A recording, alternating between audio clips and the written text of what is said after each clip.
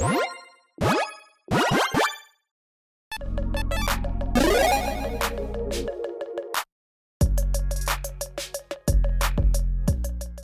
everyone, Mitch coming in from the ComparaScore studio. Welcome to the show. So, some interesting news today in the Magic world. Well, a very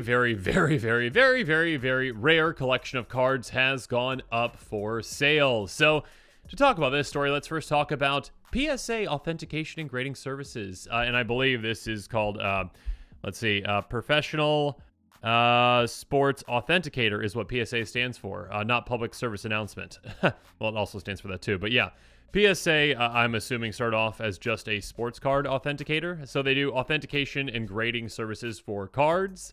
Yeah, I mean, if you basically, say, okay, what condition is this card in? They are going to be able to tell you for a price.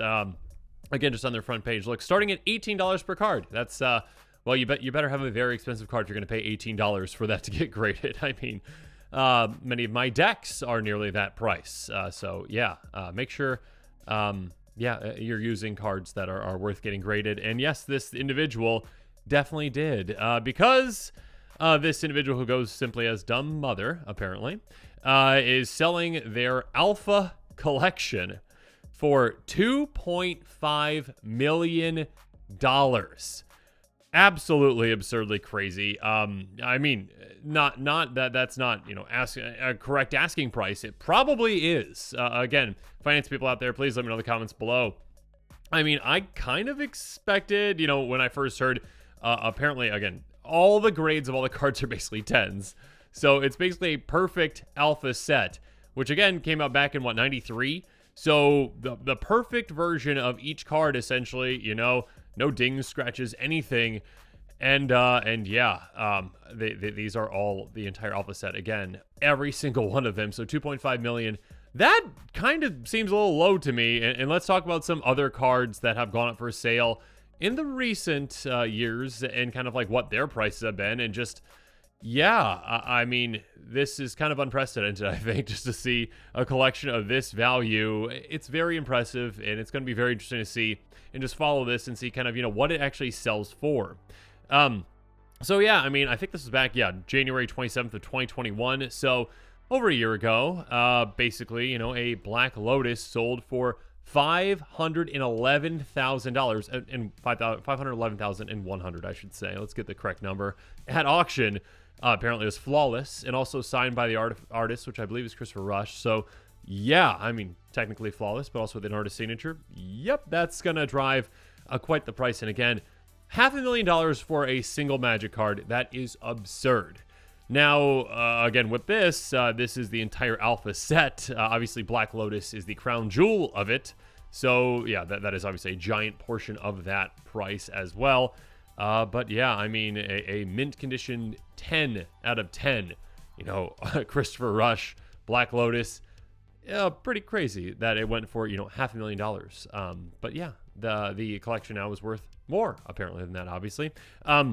Let's talk about another one. Post Malone, back in June of this year, spent $800,000 on apparently Magic's most expensive card ever bought, or the most money that's ever been spent on a single card. And that, I believe, was announced on the Howard Stern show, or podcast, or whatever it is, with Post Malone. When discussing Magic the Gathering, Stern asks Malone what the highest amount of money he's spent on an MTG card is, to which Malone says $800,000. Stern then reacts with surprise to the amount of money before Malone explains that it's an artist-proof Christopher Rush signed Black Lotus. So, yeah, I mean, what's more expensive apparently than a mint condition Black Lotus? An artist-proof version of a Black Lotus. Now, the cards in this collection are not artist-proof, at least to my knowledge, they are not. But yeah, they are the mint condition, every single alpha card. Absolutely absurd. I mean, just looking at the amount of cards that were in alpha, that's still 295 cards in alpha, every single one of them getting a 10 grading mint condition, essentially. Absolutely crazy. I mean, that includes, obviously, like you're seeing on the screen, Black Lotus. I mean, of course, that also includes every single card in the Power 9, each of which is already just, individually expensive. I mean, incredibly expensive for just, you know, even a damaged version of them would be incredibly expensive, more than many Magic players spend on their collection in their entire life. I mean, obviously and for those of you that don't know, the Power 9, very powerful cards from Alpha. You know, those are known as, you know, Ancestral Recall, Time Walk, Time Twister, Mox Emerald, Mox Jet, Mox Pearl, Mox Ruby, Mox Sapphire, and Black Lotus, of course. So yeah, the 3, you know, blue cards, the Mox themselves, and then the Black Lotus. Yeah, just seeing, you know, mint condition versions of these at 10s would be pretty absurd. And actually, a quick note for Commander players out there like myself, the only one of these that is actually legal in Commander is Time Twister. Now, for whoever is actually buying this collection, I highly doubt they're actually going to be playing with the cards. I mean, they very well might. If they've got that kind of money to throw around, maybe. But yeah, they're probably not playing with the cards anyways, so it doesn't really matter where they're legal or where they're not legal.